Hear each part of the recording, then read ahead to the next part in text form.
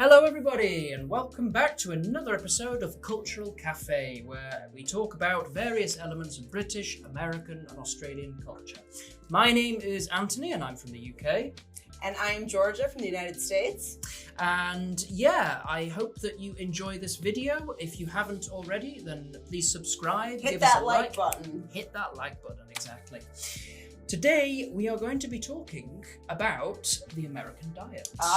Perfect. And essentially how it's changed over the years. But yeah, that brings me straight to my first question, really, which does the average American eat? So that's an interesting question because what do you like the average American? It's a country of over 350 million people. So we don't really have an average American. It's such a combination of different cultures, ethnicities. I feel like I'm talking about a species there, the average American. In the wild, in right? the wild. Yeah, so the average American, basically, if we have to generalize, they eat everything. And that's thanks to the possibilities, the choices that we have. So in big cities like LA, Chicago, New York, you can find pretty much every cuisine imaginable. I actually had Filipino food when I was in DC. Wow. I had Trinidadian food when I was in New York, and then Korean food in LA. I mean, basically, what you want, you can get in these big cities. And then if you go to smaller towns or areas in the country, you will find a pretty decent variety. But I would say the average American eats everything from nachos to tacos to pasta to sushi to lo mein to you name it. I mean, there's no typical American cuisine. For me, the American diet is summarized by when Georgia often tells me the thing that she misses about America is ethnic food. I just miss variety. I miss being able to say, oh, today I want some Bangladeshi food. Yeah. Yeah. Or Trinidad food. Trinidadian. Yes. Yeah. Oh, good. Okay, and that brings me sort of to the second question then, which is, what are some common misconceptions about the American diet? Well, The classics. I mean, people have this idea that every American eats fast food 3 times a day, and that's just not true. I mean, sure, McDonald's, the big fast food brands mostly come from the United States, but we don't all just eat hot dogs and hamburgers every day. That's crazy. So I think the biggest misconception is that hamburgers are a staple dish across households. That's not exactly true. It's more like a treat, is it? It's well, no. I mean, we do barbecue for special events. But yeah, I will occasionally have a hamburger, but it's not the only thing we eat. Another misconception I would say is that, again, we just pump in the sugar. That, yes, we do tend to eat more calories per day, I would say, than the average European, for example.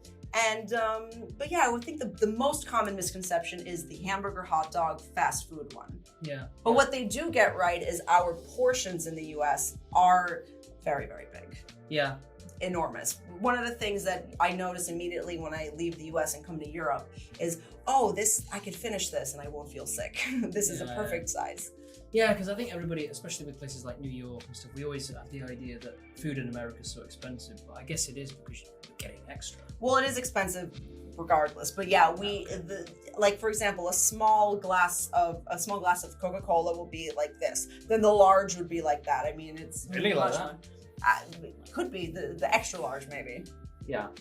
Oh wow. Okay. And would you say that there's a lot of sort of diversity then across like the different regions?